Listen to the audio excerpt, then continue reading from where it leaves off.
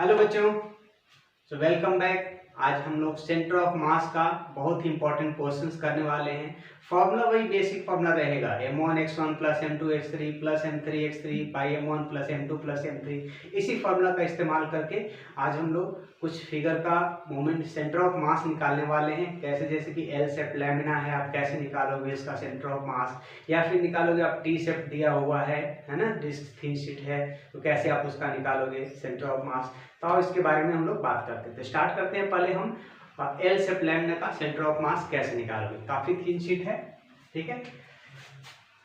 तो पहला जो हम लोग सेंटर ऑफ मास का पढ़ने जा रहे हैं निकालने के लिए, किसका पहला हम लोग पढ़ने जा रहे हैं, एल शेप लैमिना का।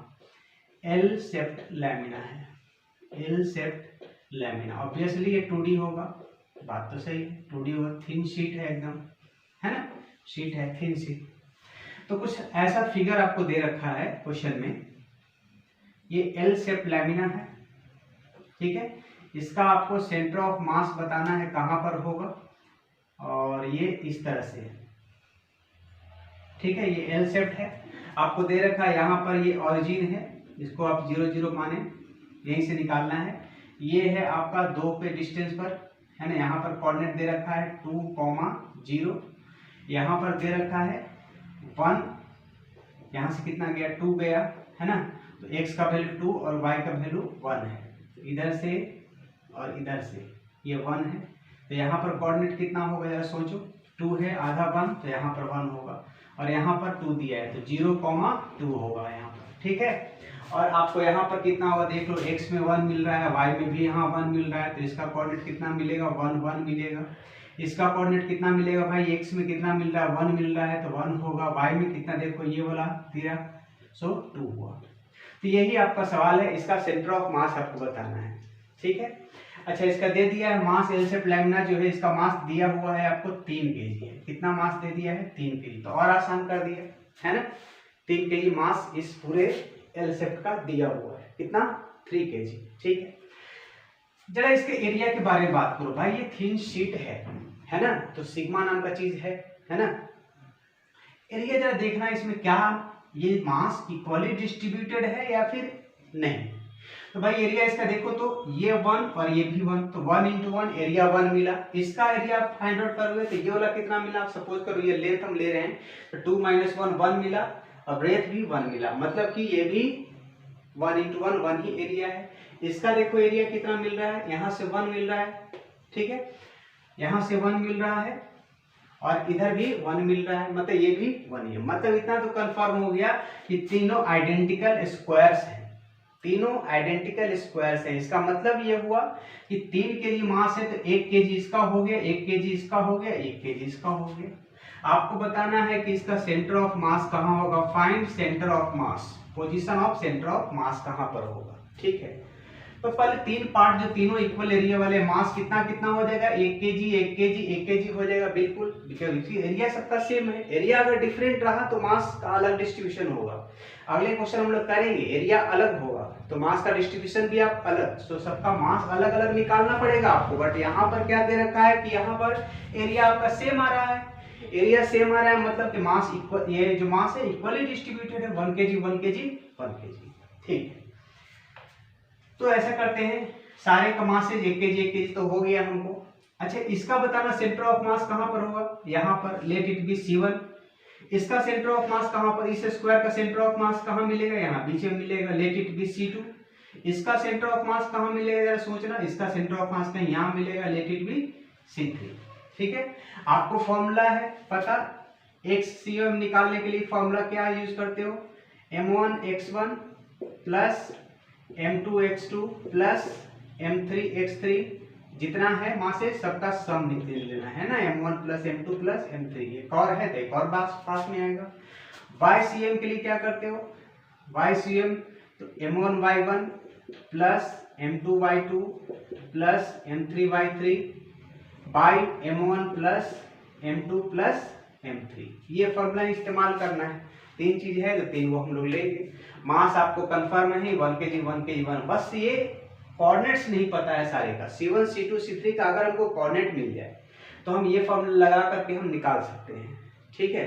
तो अब भाई देखते हैं इसका, कि हम कोऑर्डिनेट कैसे निकालते हैं। आ जाए यहाँ पर C1 का कोऑर्डिनेट की बात करते हैं। C1 का कोऑर्डिनेट देखना क्या होगा, यहाँ देखो C1, ये देखना तो ये नीचे आ रहा है ऐसे, इसका आधा हो रहा है, मतलब x वैल्यू वाला कितना है, हाफ मिल रहा है। देखना यहाँ से C1 ऐसे नीचे आओ, x एक्सिस पर आओ, यहाँ पर आ रहा है, मतलब ये 1 है तो उसका आधा हुआ, मतलब हाफ हो गया x का वैल्यू। तो हम यहाँ पर लिख दिए x का वैल्यू हाफ लिख दिए। y का वैल्यू के बारे में सोचना जरा, यहाँ से यहाँ कितना 1 यूनिट है और ये फिर 1 यूनिट उसके बीच में है, मतलब हाफ इधर मिला, तो 1 यहाँ से और हाफ ये मिला, तो कितना y वैल्यू मिल गया आपको, ये वाला डिस्टेंस, ये डिस्टेंस मिला 1 प्लस हाफ, मतलब 3/2। तो आपको C1 का कोऑर्डिनेट मिल गया।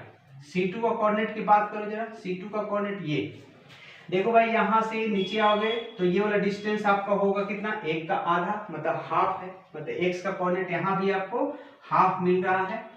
y का कोऑर्डिनेट बात करो, यहाँ से y की ओर जाओ, यहाँ से आओगे तो ये मिला, मतलब 1 का आधा, बिल्कुल ये भी हाफ ही हुआ। x और y दोनों कोऑर्डिनेट इस C2 का सेम रहा, हाफ एंड हाफ। सवाल है C3 का, तो C3 का देखना सेंटर ऑफ मास कहाँ मिलेगा, C3 का आओ भाई यहाँ पर है, तो यहाँ से x एक्सिस की ओर आ जाओ, यहाँ पर तो ये कितना है 1 और ये 1 है, तो 1 का आधा ले लो, तो 1 प्लस हाफ कितना होगा, 3/2 होगा। मतलब C3 का आपका जो x का कोऑर्डिनेट मिल रहा है वो 3/2 मिल रहा है। कैसे मिला जरा सोचना, ये भाई 1 है और ये हाफ होगा, चूंकि ये डिस्टेंस 1 है तो ये आधा है, तो 1 प्लस हाफ कितना होगा 3/2। y डिस्टेंस जरा देखो, y एक्सिस पर जाओ, यहाँ से ऐसे आओगे तो कितना पर आएगा, 1 पर आएगा, 1 पर नहीं, 1 तो यहाँ है, 1 का आधा होगा, मतलब कि हाफ आपको मिल रहा है। तो भाई चलो ये हमको x1 x2 x3 चाहिए था, मिल गया, ये x1 है, ये x2 है, ये x3 है, ये y1 है, हाँ y1 है, y2 है, y3 है। चलो यहाँ पे लिख सकते हैं, चलो x1 मान लो, y1 मान लो, ये x2 है, ये y2 है, ये x3 है और ये y3 है। अब बस कुछ नहीं रहा, आप इस फॉर्मूला में जाओ, m1 x1 वाला फॉर्मूला में, और ये m1 y1 वाला में x कोऑर्डिनेट और y कोऑर्डिनेट आप निकाल लोगे कि इसके सेंटर ऑफ मास का x कोऑर्डिनेट क्या होगा। ठीक है, तो हमने क्या किया कि आपको सारे स्क्वायर्स का, 3 स्क्वायर्स का सेंटर जो बन रहे हैं तीनों का हम यहाँ पर कोऑर्डिनेट लिख दिए। अब क्या करना है भाई, यहाँ से सॉल्व कर लो, XCOM निकालना है, जहां भी सेंटर ऑफ मास होगा इस तीनों का कंबाइन मिला करके जहां सेंटर ऑफ मास नेट बनेगा उसका x कोऑर्डिनेट का फॉर्मूला क्या है, यूज करना है m1 x1 plus m2 x2 plus m3 x3 by m1 plus m2 plus m3। जरा यूज करना है, यहाँ पर मास सबका 1 1 1 है भाई, एरिया सबका सेम आ रहा था तो मास का इक्वल डिस्ट्रीब्यूशन, m1 है 1 इंटू x1 कितना है हाफ, प्लस m2 भी 1 इंटू x2 कितना है हाफ है, प्लस m3 भी 1 इंटू x3 कितना है 3/2। ये आ गया ये part, divided by mass 1 plus 1 plus 1 3 आ गया। जरा सॉल्व करते हैं, हाफ हाफ कितना हो गया 1 हो गया, 1 हो गया और प्लस यहाँ से 3/2 हो गया, कितना आ गया हाफ हाफ और 3/2 5 5/2 कितना आ गया, ऊपर में आ गया 5/2 डिवाइडेड बाई 3।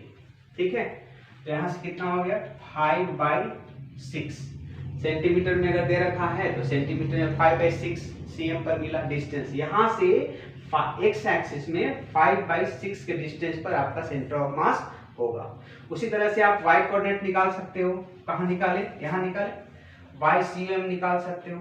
बोलो क्या है, m1 मास वही है इंटू y1 कितना है 3/2 है, प्लस मास फिर से ये y2 कितना है हाफ है, प्लस फिर से मास वही है और यहाँ पर फिर से हाफ है, by m1 plus m2 plus m3। ठीक है, y3 y1 y2 y3 y1 y2 y3 कितना हो जाएगा 3 4 5 5/2 हो जाएगा।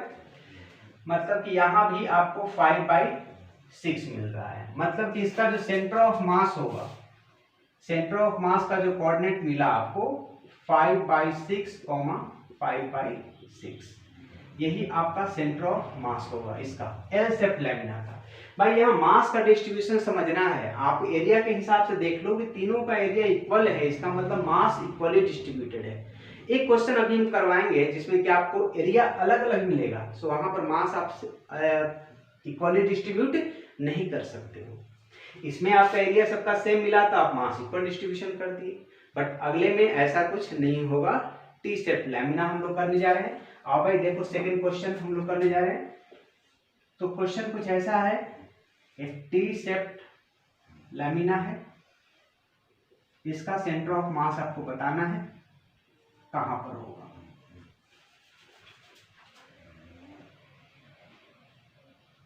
ये डिस्टेंस दे रखा है आपको 6 का, ठीक है, ये डिस्टेंस 6 वर्टिकल पोर्शन और ये हॉरिजॉन्टल पोर्शन। इसका दे रखा है ये डिस्टेंस, ये जो लेंथ है ना, ये आपको 8 दे रखा है, ये 2 दे रखा है, ये 2 दे रखा है। चलो सब सेंटीमीटर में ही मान लो, यूनिट ध्यान में रखना, सबका 2 सेंटीमीटर पता तो ये भी से आपका सेंटीमीटर में होगा, ठीक है। तो 2 सेंटीमीटर 2 सेंटीमीटर 6 सेंटीमीटर और 8 सेंटीमीटर, ठीक है। आपको बताना है सेंटर ऑफ मास, आप जानते हो किसी को भी ऑरिजिन मार्क करके आप निकाल सकते हो।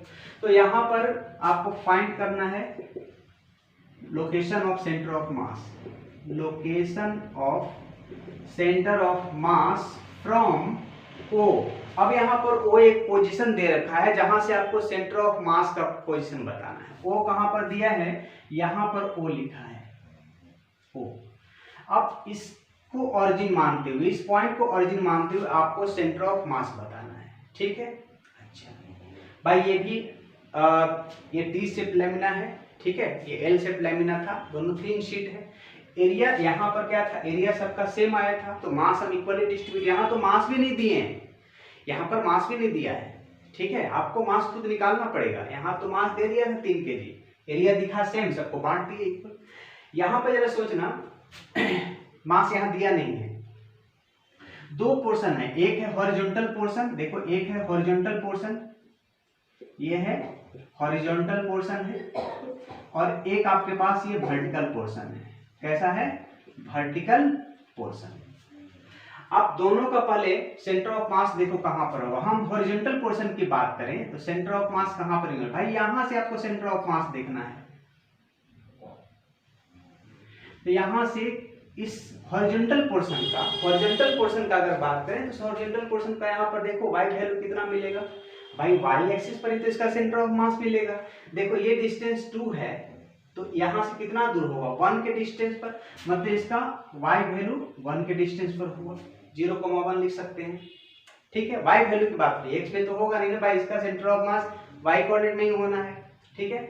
इसका जरा बात करो इस वर्टिकल पोर्शन का, यहां से यहां तक है, इस वर्टिकल पोर्शन का कितना दिया है, 6 का दिया है, तो इसका सेंटर ऑफ मास कहीं यहां होगा, 3 के डिस्टेंस भाई, यहां से इधर 3 होगा, यहां से इधर 3 होगा। तो हम O से हमको सेंटर ऑफ मास का लोकेशन बताना है। तो जरा वर्टिकल पोर्शन का देखो कितना के डिस्टेंस पर, 1 के डिस्टेंस पर मिल रहा है, तो वर्टिकल वाला कितने पर मिल रहा है, 2 यहाँ और 3 यहाँ, 5 के डिस्टेंस पर, यहां से 5 के डिस्टेंस पर, यहां अलग बना लें। देखो यहां पर से आपको इस यहां से काउंट करना है, सेंटर ऑफ मास लोकेशन बताना है। यहां पर O क्या बोलते हैं, इसको O1 बोल देते हैं, ठीक है, और ये बोल देते हैं O2, ठीक है। यहाँ पर आपका O1 है और यहाँ पर O2 है, ठीक है। इसका O1 का डिस्टेंस तो आपको पता है कितना, ये 1 का डिस्टेंस है। अच्छा O2 का कितना डिस्टेंस है यहाँ से, क्योंकि आपको लोकेशन बताना है फ्रॉम O, क्वेश्चन में लिखा है find location of centre of mass from O, है ना, O से लोकेशन बताना है यहाँ से। तो यहाँ से ये दोनों सेंटर ऑफ मास कितना दूर पड़ रहा है पहले देख लो, ये वाला कितना 1 के डिस्टेंस में पड़ रहा है, ये वाला कितना पड़ रहा है 2 और प्लस ये 3, मतलब ये जो डिस्टेंस पड़ रहा है आपका यहाँ से ये O2 का, ये 5 का डिस्टेंस पर पड़ रहा है, ठीक है। सर लिखना चाहो तो 0,5। अब ये y एक्सिस में मिलने वाला है, तो आप लगा दो फॉर्मूला डायरेक्ट, y लगा दो, m1y1 plus m2y2 by m1 plus m2। अब सवाल ये है कि मास हमको दिया नहीं है इसमें, तो एरिया के बारे में सोचना जरा, क्या होगा एरिया यहाँ से, ये देखो तो 8 है और ये 2 है, 8 2 जा कितना होगा 16, तो क्या इसका मास हम 16 सिग्मा लिख दें, कितना 16 सिग्मा, इसका मास 16 सिग्मा, कितना मास 16 सिग्मा लिख दें। इसका एरिया वर्टिकल पोर्शन का देखना 6 इंटू यहाँ से 2 मिल रहा है, कितना आ रहा है 12, मतलब इसका मास हम 12 सिग्मा लिखते हैं। भाई सिग्मा क्या होता है, सिग्मा होता है मास पर यूनिट एरिया होता है। तो हमें हॉरिजॉन्टल वाले का मास चाहिए, क्योंकि मास हमको यूज करना है, और वर्टिकल वाले का भी मास चाहिए। चलो m2 मान लिए वर्टिकल वाले का मास, तो m1 भाई कैसे मिलेगा, तो यहाँ पर फॉर्मूला पर हम गए और देखेंगे सिग्मा का वैल्यू मास बाई एरिया, तो मास निकाले सिग्मा इंटू एरिया, तो एरिया इसका कितना मिल रहा है 8 इंटू 2 मतलब 16 सिग्मा। ठीक है, इसका वर्टिकल पोर्शन का बात करो तो एरिया कितना है 6 इंटू 2 तो मतलब एरिया 12, तो 12 इंटू सिग्मा, ये m2 निकल गया। सो m1 आपका ये 16m है और ये m2 है आपका 12 सिग्मा, और m1 कितना 16 सिग्मा है। यहाँ पर वैल्यू डाल दो भाई, सिग्मा का चिंता मत करो, सिग्मा यहाँ भी कट जाएगा, ऊपर सिग्मा का टर्म अगर आ रहा है तो नीचे भी तो सिग्मा का टर्म ऐड होगा भाई, मास से दोनों सिग्मा में ही तो है ना, सिग्मा सिग्मा ऐसे भी कैंसिल होगा, कोई टेंशन ही नहीं सिग्मा का। तो अब यहाँ से करो m1 मतलब हम हॉरिजॉन्टल पोर्शन की बात कर रहे हैं, तो 16 सिग्मा इंटू y1, मतलब कि यहाँ से y डिस्टेंस कितना जाने से मिल रहा है 1 के डिस्टेंस में मिल रहा है, तो इंटू 1 लगा दिए, प्लस वर्टिकल पोर्शन में जाते हैं, इसका डिस्टेंस यहाँ से कितना 5 का है, मास कितना है 12 सिग्मा, तो 12 सिग्मा इंटू 5 हो गया, बाई मास से कितना हो गया 16 sigma plus 12 sigma, 16 sigma plus 12 sigma कितना हो गया 16, और यहाँ से 12 5 जा 60 और 16 कितना होगा 76 सिग्मा बाई नीचे में 28 सिग्मा, सिग्मा से सिग्मा खत्म हो गया। चाहो तो इसको 2 से लोवेस्ट कर सकते, 4 से 4 7 जा हो जाएगा, 4 से ये काट लो, 4 1 जा 4, बाकी 3 4 4 जा 4 1 जा 4 4 9 जा 16 है ना, मतलब 19/7 आया, 19/7 सेंटीमीटर। यहाँ से O से आप 19/7 सेंटीमीटर नीचे आओगे तो आपको सेंटर ऑफ मास मिलेगा।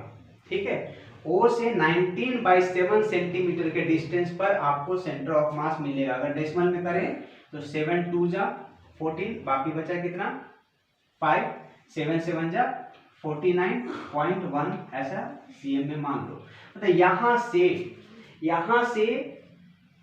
2.7 cm आगे चल करके आपको इस सिस्टम का टी शेप का सेंटर ऑफ मास मिलेगा। फिर से समझो बात को भाई, हम क्या किए कि हॉरिजॉन्टल पोर्शन का हम देख लिए कि एरिया कितना हो रहा है, यहाँ 16, इसका एरिया कुछ और है, मतलब मास सबका अलग अलग। अगर सेम आता इसका भी 16 एरिया, इसका भी 16, तो चलो एक m मान लेते, इसको भी m मान लेते, इक्वल मासेज मान लेते। बट ये एरिया सेम है नहीं भाई, यहाँ पर एरिया इक्वल था तो आपने क्या किया, इसको 3 हिस्सा में बांट दिया, खत्म कहानी। बट यहाँ तो एरिया डिफरेंट है, ठीक है, और ये थिन शीट है, प्लेट है ना, मटेरियल भरा हुआ है पूरे में, तो सिग्मा एरिया वाला चीज आएगा, सिग्मा आएगा। तो हम यहाँ से इसका मास निकालने के लिए ये वाला कंसेप्ट इस्तेमाल किए, sigma equal to mass by area, तो मास यहाँ से निकल जाएगा, सिग्मा इंटू एरिया, इसका एरिया इतना, इसका एरिया इतना, दोनों का मासेज कर लिया, उसके बाद हम चल गए। भाई यहाँ से आपको सेंटर ऑफ मास पूछा है, दिस पॉइंट से हमारा मन करे तो हम सेंटर ऑफ मास आपको O2 से भी पूछ सकते हैं कि इस सिस्टम का O2 से सेंटर ऑफ मास बताओ, या फिर आप O1 से सेंटर ऑफ मास बताओ, कहीं से भी पूछा जा सकता है। लेकिन आपको क्वेश्चन में पूछा गया, यहाँ से पूछा गया है। हम अभी बात करते हैं कि यहाँ से सेंटर ऑफ मास कितना दूर पड़ेगा, तो चलो इसको मिटाएं और देखो यहाँ से हम निकालते हैं। क्वेश्चन में बाय द वे आपको O से पूछा गया है, हम एक एक्स्ट्रा ऐड कर रहे हैं, यहाँ पर नीचे हट जाएगा, बिल्कुल हट जाएगा।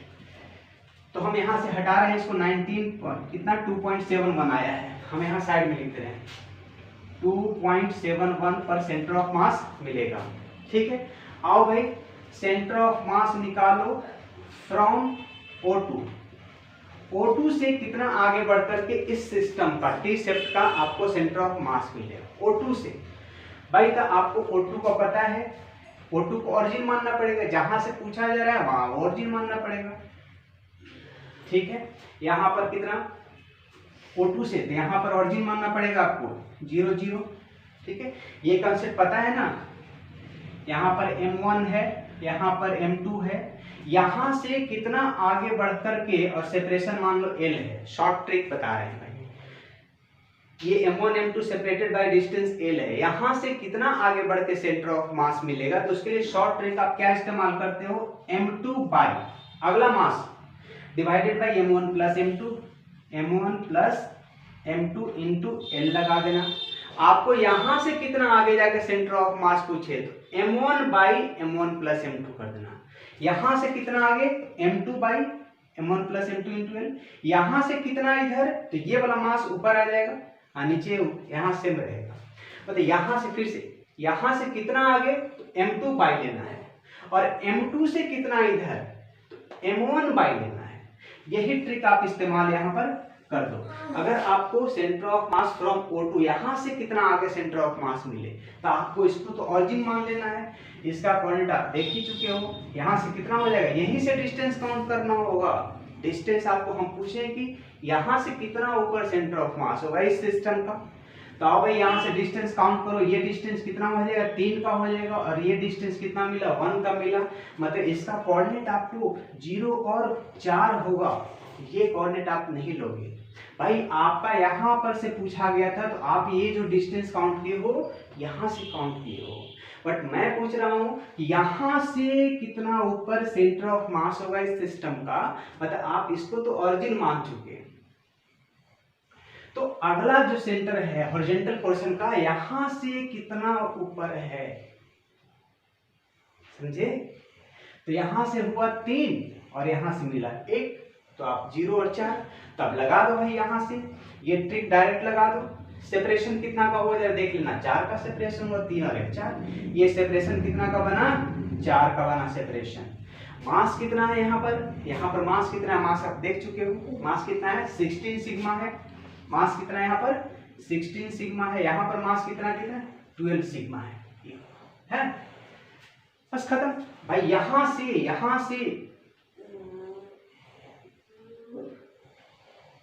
यहां से कितना ऊपर, ये वाला मास ऊपर लेना है, बोल्ड ट्रिक याद करो। यहां से कितना ऊपर तो आप ये वाला मास ऊपर लोगे, यहां से कितना नीचे तो ये वाला मास ऊपर लोगे। तो चलो हम यहां से पूछें, तो यहां से कितना ऊपर तो ये वाला मास ऊपर आ गया 16 सिग्मा बाई, नीचे में मासेज का सम लेना है, 16 प्लस 12 कितना हो गया 28 सिग्मा इंटू सेपरेशन, तो सेपरेशन कितना का है 4 का है। बस खत्म, सिग्मा से सिग्मा खत्म, 4 7 जा, मतलब 16/7 के डिस्टेंस पर आपको सेंटर ऑफ मास मिलेगा। अगर हम इस क्वेश्चन में यहां से कितना ऊपर सेंटर ऑफ मास मिलेगा तो 16/7 सेंटीमीटर ऊपर जाने से इस सिस्टम का सेंटर ऑफ मास मिलेगा। ठीक है, कंफर्म, क्लियर, ओके। चलो तो आगे देखते हैं, एक और क्वेश्चन बहुत ही अच्छा क्वेश्चन है, डैश को